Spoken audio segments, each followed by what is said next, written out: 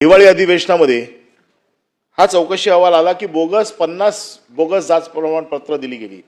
या समाजाचं सगळ्यात मोठं दुःख काय आहे, जे मूळ बंजारा समाजाचे लोक आहेत या लोकांना कमी प्रमाणपत्र मिळतात आणि बोगस लोकांना जास्त मिळतात। याचा चौकशी अहवाल आला। या चौकशी अहवालामध्ये 2 तुम्ही अधिकारी निलंबित केले, परंतु याच्यातला जो मेन मोरक्या आहे मनोज मेरट नावाचा, हा गेले 10 वर्ष फक्त बुलढाण्यामध्ये बसलेला आहे।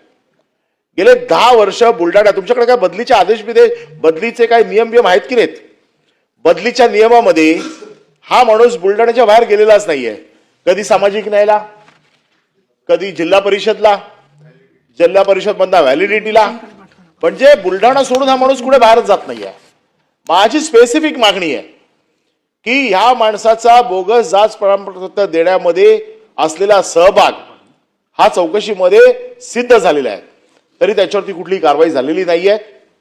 आणि त्याच्या ह्या ज्या 10 वर्षाच्या ज्या कारभाराचा तो फक्त बुलढाण्यामध्येच कसा राहिला याची आपण वरिष्ठ एखाद्या सनदी अधिकाऱ्याच्या माध्यमातून चौकशी लावून, हा जर 10 वर्ष फक्त तिथेच असेल, या बोगस जात प्रमाणपत्र देण्यामध्ये त्यांचा सहभाग असेल नाही किंवा आहेच, आपण त्याच्यावरती काय कारवाई करणार।